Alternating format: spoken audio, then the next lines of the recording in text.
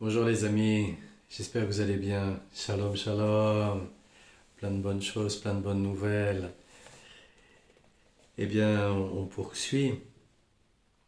On est dans le chemin de la Refoua Shlema et la guérison totale. C'est pas qu'une guérison physique en fait.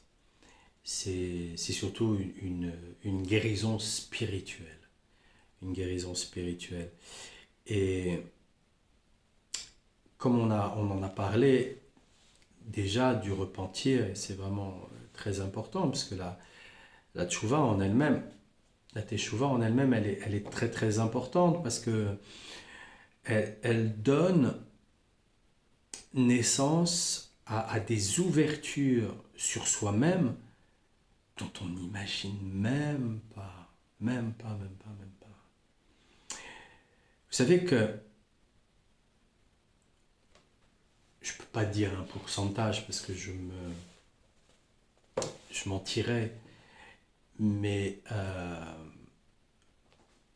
dans la généralité et la totalité on va plutôt dire dans la généralité de la maladie en elle-même physique, ça vient de l'âme. Ça vient de l'âme parce que l'âme, l'âme humaine, elle n'a pas voulu, enfin oui, là aussi, on est en construction d'une âme humaine, mais c'est l'âme animale qui est portée dans le corps. Elle n'a pas voulu écouter l'âme divine. Donc l'ego, lui, il s'est mis en travers. Donc le Yetzer Hara, en Occident, on appelle ça un ego parce que l'Occident est devenu pratiquement athée dans sa totalité. Donc ils ont appelé ça un ego, mais c'est le Yetzer Hara. Et le Yetzer Hara, lui, il veut que l'individu reste un animal avec des besoins. Voilà, voilà, il mange, il boit, il a une relation sexuelle, et ça s'arrête là. Et voilà, il se divertit un petit peu au soleil ou à la neige en hiver, et puis c'est tout. Et voilà, il veut qu'il reste de cet ordre-là parce qu'il l'élève. C'est de l'élevage, c'est de l'élevage, c'est de l'élevage. Donc quand on veut sortir de l'Égypte, quand on veut échapper à la Géoula, et qu'on veut retourner vers Hachem, le seul moyen, c'est la teshuva. Et c'est se repentir, c'est parler, voilà, c'est sur le coup de ce qui nous arrive, on va pas comprendre, on va pas comprendre. Et c'est très bien. Ne cherchez surtout pas à comprendre. Comprendre, c'est comme, c'est avec, on prend avec. Donc on coule, on coule, on prend l'idée et on va avec l'idée, mais on va où avec l'idée? On va dans notre imaginaire, on va dans notre boîte à mémoire, dans nos acquis, dans ce que l'on croit savoir, mais on ne comprend rien. Donc, chercher à comprendre quand il y a quelque chose qui ne va pas, on va couler. Maintenant, si on connaît la situation, si on sait que on a telle chose, alors on prend tel remède, on doit passer par telle chose, voilà. À ce moment-là, ce qui va se passer pour nous, c'est que petit à petit, la compréhension, elle va venir d'elle-même, parce qu'on ne la cherche pas. On ne la cherche pas. Elle va venir d'elle-même parce que bien souvent, ce sont des évidences, mais des évidences qui nous sont passées, mais totalement sous le nez, quoi. Totalement sous le nez. On n'a pas vu, c'est passé là. Voilà, voilà. Exactement comme quand on fait le schéma et qu'on a 248 lettres,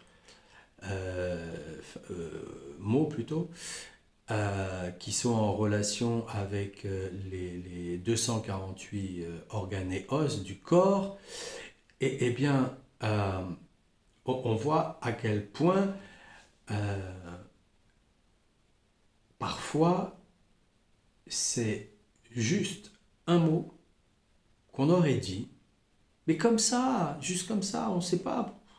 Voilà, regardez les expressions de langage que l'on peut avoir dans notre société totalement galvaudée. Eh bien, avec une expression de langage, ça y est, voilà. Les jeunes, aujourd'hui, ils disent, voilà, quand ça marche pas, ils disent c'est mort.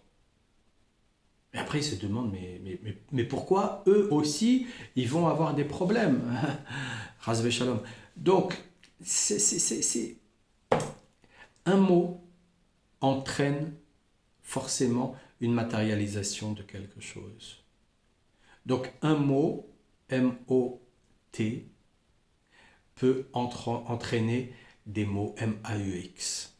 Donc, on est très très prudent avec ça. Donc, quand on est dans le repentir, parfois on a une illumination qui vient et on se dit, ah mais oui, c'est vrai, oh là là, oh là là, oh là là. Et c'est là où on va guérir. Donc, c'est tout un chemin, la Refoua Shlema. Parce que la Refoua Shlema, la guérison totale, on n'a pas voulu suivre l'information que l'âme divine nous donnait.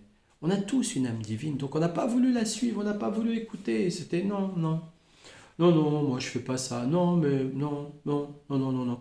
Il y a des ordres, il y a des ordres, mais parfois les ordres que l'âme divine nous donne, dans notre société qui est totalement inversée, on a l'impression que c'est extrêmement néfaste. Alors que ce sont des ordres qu'Hachem il nous a donnés. Les 613 mitzvot, il nous a donné 613 mitzvot. Donc quand on les suit à la lettre, on sait, il y a beaucoup de choses qu'on va échapper. On va y échapper à beaucoup de choses. On ne sait pas pourquoi on fait ça, mais on le fait. Voilà, on le fait. Mais en même temps, parce qu'on ressent que ça nous fait du bien. La chose qu'on peut comprendre, c'est le sentiment de bon, de bien,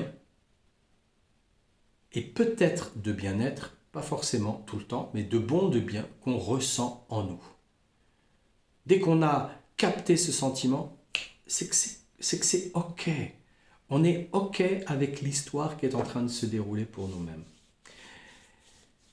Donc Rabbi Nachman continue et il nous dit, et c'est dans ce sens qu'on peut interpréter les paroles de Rabba Bar Bachana. Et l'essentiel de son enseignement apparaît déjà dans ses premières paroles. Voici ce que m'a dit cet arabe. Et Rabbeinu Shmuel a expliqué que ce terme a toujours pour signification donc le Socher Ishmaël, c'est-à-dire le marchand ishmaélite. Donc il a toujours signification car Ishmaël est associé à la prière d'après l'étymologie de son nom, donc dans la Genèse, le chapitre 16, verset 11, car Dieu a entendu ta détresse. Et le Targum a traduit Dieu a entendu ta prière. Et comme nous l'avons déjà vu, la prière est apparentée à la foi. D'où le nom de marchand qui fait des tournées. Et il y a là une allusion à la foi comparée à un cercle, d'après le verset des psaumes 89, verset 9, « Ta foi t'encercle ».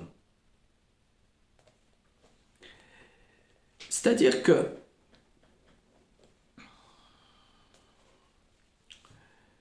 quand le Targum il dit « Dieu a entendu ta prière »,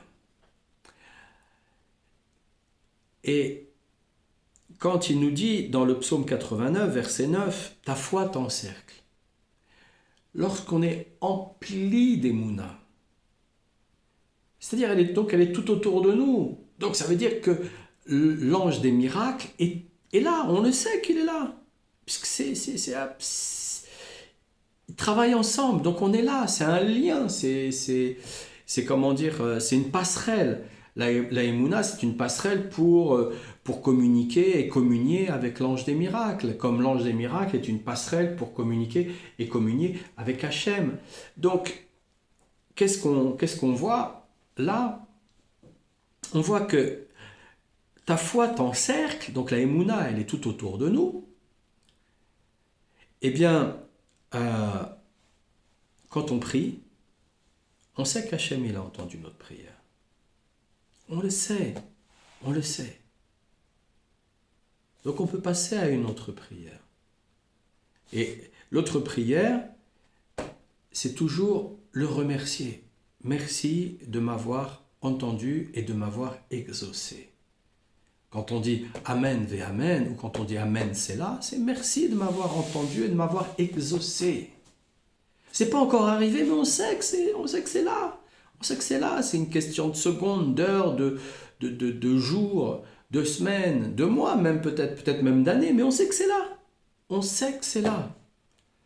Ce qui se passe, c'est que quand on a un problème avec la Emouna, et donc on va rentrer dans l'impatience, on peut rentrer aussi dans l'enfant capricieux, parce que maman, elle a été trop gentille avec nous, ou papa, il a été trop gentil avec nous, voilà, on est un peu capricieux, ou alors parce qu'on est un peu trop orgueilleux, alors on va être aussi capricieux, et donc on va être aussi impatient, et là, à ce moment-là, on croit que parce qu'on prie, on va automatiquement recevoir, que c'est un dû.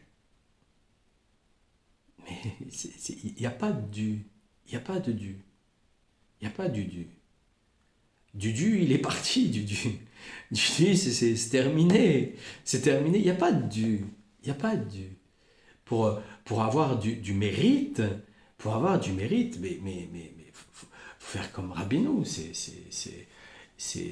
pas rien, c'est pas rien, c'est un énorme travail, un énorme travail.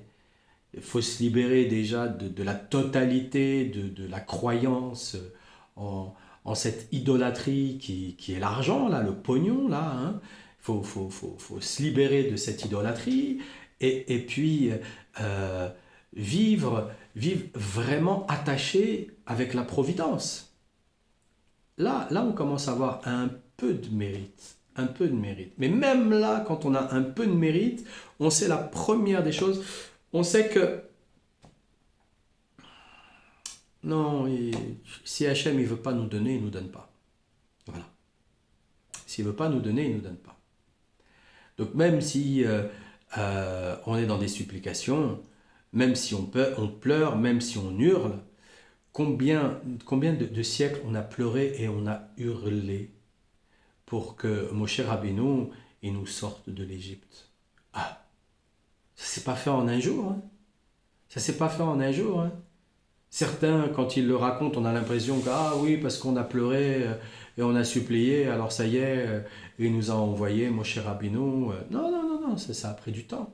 Ça a pris beaucoup de temps. Beaucoup de temps. Mais c'est pas que comme ça. C'est pas que comme ça. C'est pas parce qu'on en a ras-le-bol que voilà, les choses vont arriver vers nous. Non.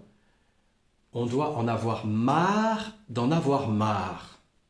Donc déjà, on est exténué. On est à bout de à bout.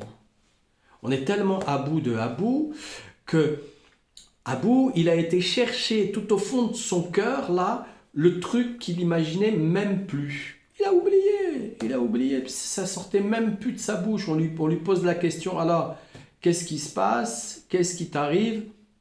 Je sais pas, je comprends pas. Ça doit être très très enfoui en moi parce que je ne comprends pas. Voilà. Donc, il faut vraiment en avoir marre d'en avoir marre. Donc, quand on travaille la Emouna, parce que c'est un travail la Emouna, à un moment donné, on va recevoir les fruits de sa Emouna. Mais ça prend du temps. Ça prend beaucoup, beaucoup, beaucoup, beaucoup de temps.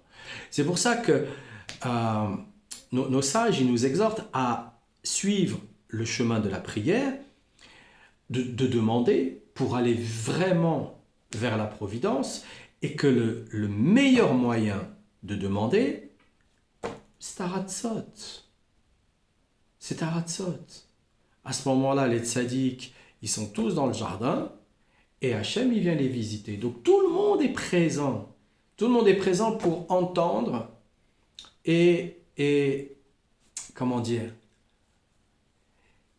et toucher leur cœur. Donc pour aller toucher un cœur pur, faut que ça vienne de très loin de nous-mêmes. Faut que ça vienne très loin de nous-mêmes. Donc c'est pour ça qu'on va répéter et répéter et répéter et répéter et répéter et répéter.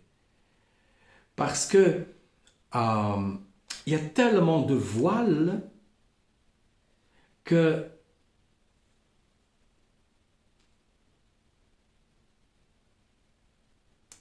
on oublie le sens de la simplicité et de la sincérité dans ce qu'on est en train d'évoquer. Et pourtant, c'est important pour nous. Pourtant, on prie parce qu'on veut ce truc. Et en plus de ça, si c'est une prière pour la guérison de nous-mêmes ou de quelqu'un, on veut que la personne, elle vive. C'est vachement important. Vachement important. Déjà, il faut savoir si la personne, elle veut aussi vivre. Parce qu'elle a aussi sa parole à dire. Aussi sa parole à dire. Donc, quand on veut la refoua shlema pour quelqu'un, on se met en contact aussi avec l'âme de la personne. Voilà. Hachem, refoua shlema pour telle personne, fils de telle personne, fille de telle personne. Et quand on est en train de le dire, on se met en contact avec son âme. Avec son âme. Que mon âme puisse être en contact avec ton âme. Et quand mon âme est en contact avec ton âme, alors à ce moment-là, nos âmes ne font plus qu'un. Donc je te demande, est-ce que tu veux guérir? Si tu veux guérir, je prie pour toi pour que tu puisses recevoir la guérison là, à ce moment-là. Non pas ce que tu mérites, ça n'existe pas. C'est du baratin de chrétien, le mérite. Hachem, il veut que notre bien dans la totalité. Dans la totalité, il veut que notre bien. C'est pour ça qu'il veut qu'on soit toujours en relation avec lui, en train de communier avec lui. Parce que voilà, il nous explique, il nous dit, mais qu'est-ce que tu vas aller inventer, que tu vas faire l'école patati patata, qui à la fin tu as un diplôme et tu crois que... mais en vérité, tu vas louper ta vie avec ça. Alors que moi, je t'explique que si tu restes en relation avec moi continuellement, tu réussis ta vie. Tu réussis ta vie. Il faut savoir ce qu'on veut. Qu'est-ce qu'on veut? Qu'est-ce qu'on cherche? Il faut savoir ce qu'on veut. Est-ce qu'on veut vraiment réussir sa vie ou est-ce qu'on veut du pognon? Ou est-ce qu'on veut du pseudo-pouvoir qui sont reliés à l'astral et aux astres? Qu'est-ce qu'on veut? Qu'est-ce qu'on cherche? Voilà, donc quand on connaît, quand on sait où se trouve son camp, alors à ce moment-là, il nous le dit dans le psaume 89, ta foi t'encercle.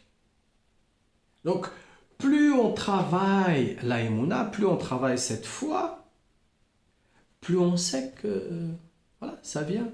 On commence par petites choses, on demande des petites choses au départ, des petites choses pour les voir vite arriver, parce que si on commence déjà à s'attaquer à je ne sais quoi, non, le cerveau là, il y a trop de gaz dans le corps, D'ailleurs, certains de nos sages ont même été interprétés que les gaz, que ce qu'ils voyaient, c'était comme un étau denté qui venait les écraser.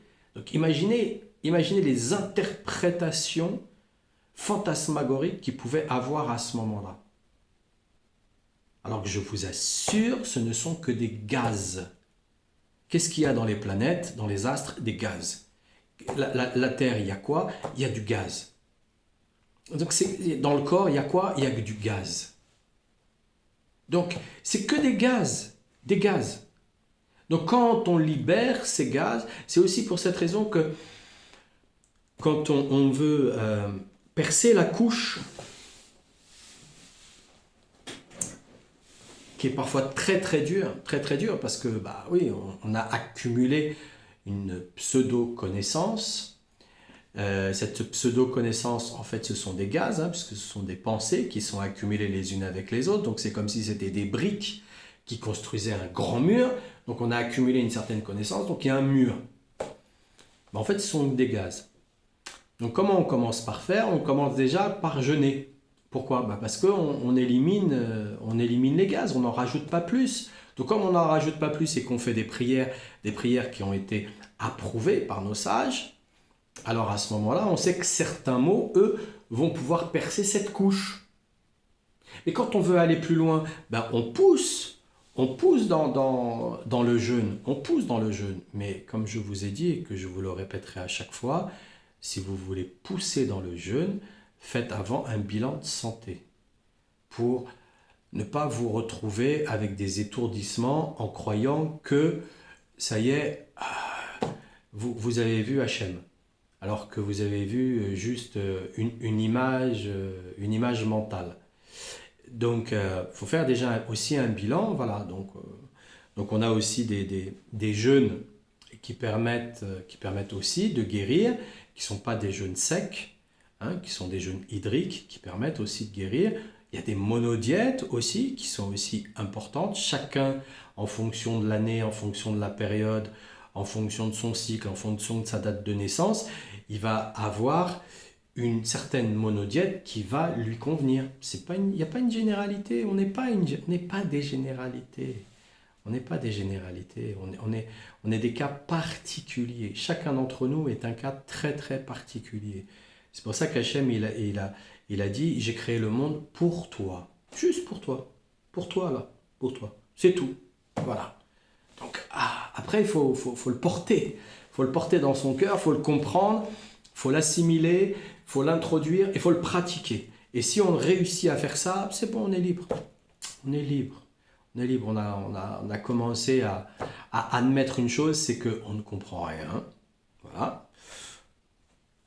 On entend, on prie, on entend ou on n'entend pas, on prie, on fait, et ensuite viendra la compréhension, ensuite. On n'a pas besoin de créer de la vanité par de la compréhension, parce que ça crée de la vanité. Ils ont mangé de l'arbre de la connaissance, ça les a propulsés dans la vanité. La vanité, c'est une énergie de mort. Paf! Et voilà, l'histoire, elle a commencé, on est dedans. Et on fait tout ce que l'on peut pour pouvoir s'en sortir. Donc, il nous le dit, Dieu a entendu ta prière. Dieu a entendu ta détresse. Pourquoi il n'entendrait pas? Pourquoi il n'entendrait pas? Il n'entendrait pas parce qu'on culpabilise. Il n'entendrait pas parce qu'on croit qu'on n'a pas suffisamment de mérite. Quand on se débarrasse de la culpabilité, quand on se débarrasse du mérite, on sait qu'il entend. On sait qu'il entend. Sauf que parfois, si on est rentré au CP, on ne va pas passer le bac à la fin de l'année. Et que parfois, il y en a, ça y est, ils croient que... Non. Il y a un chemin. C'est pas parce qu'on étudie la Torah, même si c'est important d'étudier la Torah. Parce que par l'étude de la Torah, moi, en ce qui me concerne, par l'étude de la Torah, je m'attache à Hachem fortement. Parce que mon étude, elle est là tous les jours. Et quoi qu'il se passe, mon étude, je l'emmène avec moi. En plus, on a les smartphones, donc on peut retrouver plein de choses. Donc, quoi qu'il se passe, mon étude, elle est avec moi. Donc, je m'attache fortement à mon étude. Pourquoi? Pour m'attacher fortement à Hachem. Pour quelle raison? Parce que la vie, c'est un tourbillon. L'illusion, c'est un tourbillon. Un tourbillon. Faut pas croire que si on se croit arrivé, oh là là là là là là, oh là là là là là, oh là là là là. On ne fait que monter et descendre, hein, monter et descendre. Donc quand on sait ça, parce qu'on l'a pratiqué ça, parce qu'on le pratique ça, on reste fortement attaché à la Torah. Mais c'est pas parce qu'on étudie la Torah que ça y est, on a tout compris. Hein. Oh là là, oh là là, oh là là, oh là là. Combien il y en a, hein, qui, justement, parce qu'ils étudient la Torah, et de la manière dont moi j'évoque et je parle, et ah ben non, c'est pas comme ça, qu'est-ce que c'est, je comprends pas. Non, on la pratique, la Torah. On la pratique. Quand on la pratique tous les jours, quand on la vit tous les jours, quand on aime être dans la bienveillance, quand on aime faire du bien à autrui, fais aux autres ce que tu aimerais qu'on te fasse, alors à ce moment-là, on pratique véritablement la Torah. On devient nous-mêmes une Torah. On devient nous-mêmes une Torah. Et c'est là où le psaume 89, verset 9, il dit « Ta foi t'encercle ». Ta foi t'encercle. Donc quand on veut que la foi, elle soit avec nous, que la émouna, elle soit avec nous, quand on a décidé de se mettre sur un chemin de refoua shlema, donc quand on est sur ce chemin de guérison, on sait qu'il y a des choses, que on va devoir, allez, on enlève ça, qu'est-ce que ça veut dire? Qu'est-ce que c'est que ces choses-là? Où est-ce que je vais faire des compromis avec ça? Je ne vais pas faire des compromis avec ça. Pourquoi je vais faire des compromis avec ça? Pourquoi je vais aller faire des compromis avec ça? Les gens, ils préfèrent aller interpréter que euh, Donald, il va être le sauveur. Mais c'est Hachem qui décide. C'est Hachem qui décide. Il peut prendre n'importe qui, n'importe quand. Et surtout pas un érudit en Torah dès le départ. Non, il en fera peut-être un érudit en Torah. Il en ferait peut-être un érudit en Torah. Mais ce ne sera pas un érudit en Torah. Ça sera quelqu'un qui sera dans une soumission totale. Totale. Donc il n'y a pas de compromis là-dedans. Il n'y a pas de compromis. Donc, une fois qu'on vit, et dans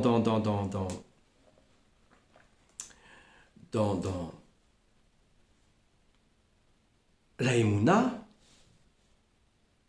une fois qu'on vit avec Hachem, le plus important, c'est qu'on écoute les conseils du tzaddik. C'est le plus important.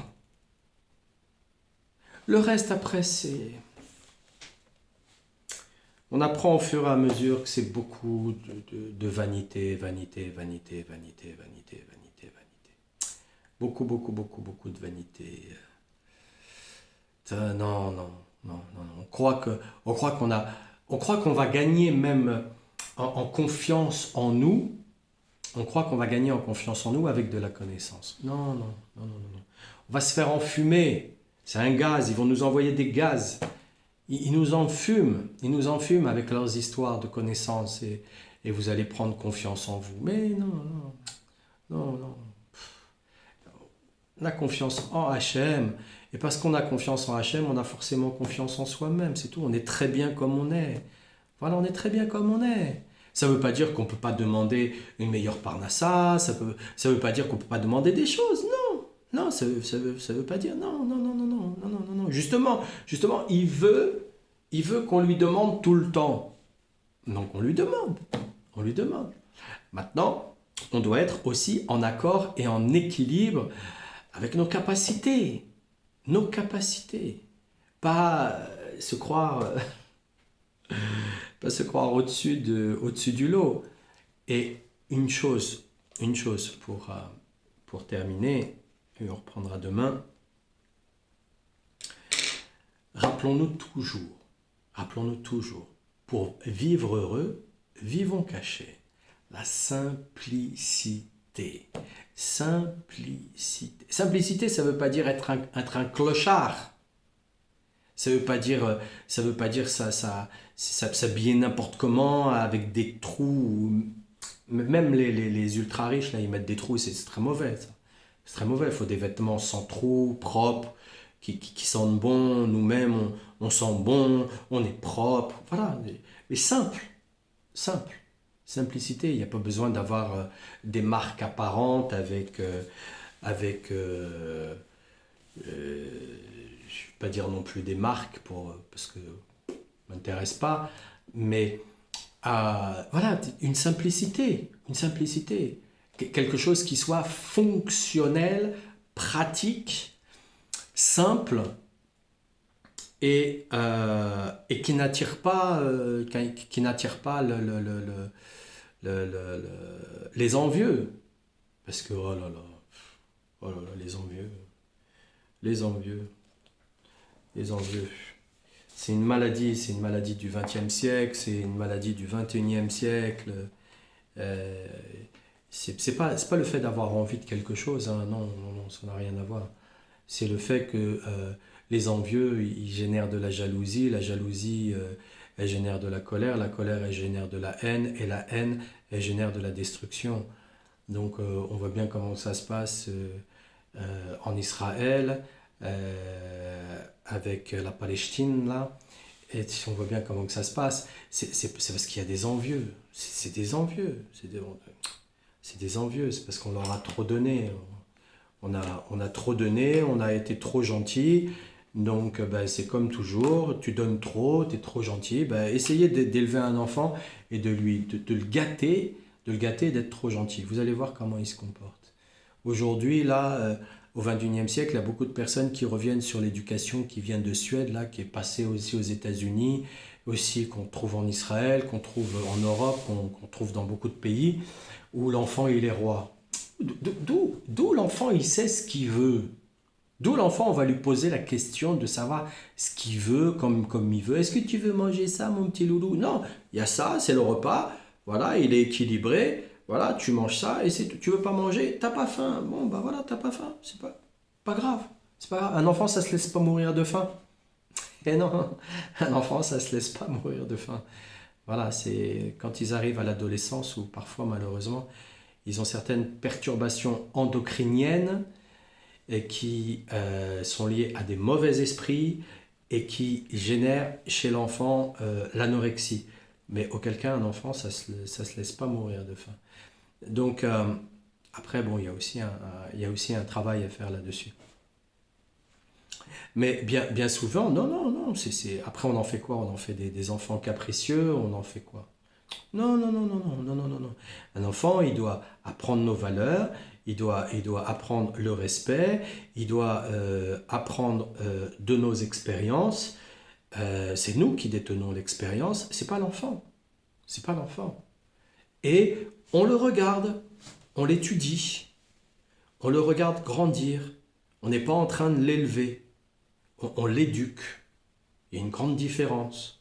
Hein. On élève les poules et les poulets et on éduque les enfants. Donc il y a vraiment une grande différence. Hein.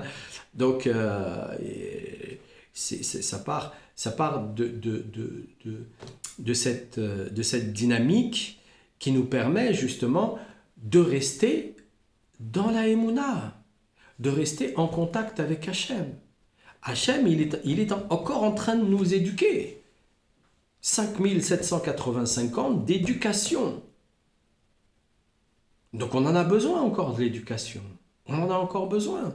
On n'est pas ici sur Terre parce que ça y est, on a tout réussi. Non, c'est parce qu'on a encore des choses à faire. On a encore des choses à faire. Alors certains ont des choses à faire sur eux-mêmes et d'autres ont des choses à faire sur eux-mêmes et les autres et d'autres ont des choses à faire sur plus les autres, mais en faisant sur les autres, ils font aussi sur eux-mêmes. Donc ça revient au pareil. Ça revient au pareil. Donc on a des choses à faire. Donc c'est pour ça qu'on est là. On n'est pas là pour bâiller aux corneilles. Donc le travail de la Emouna,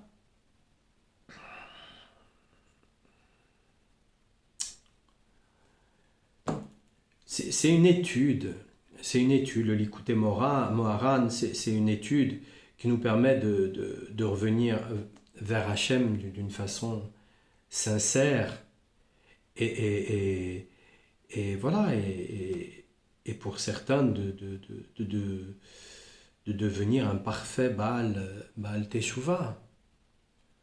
Et de cette manière-là, comprendre qu'il y a, il y a une association entre chaque jour, je vais m'améliorer. Chaque jour, je vais m'améliorer. Voilà.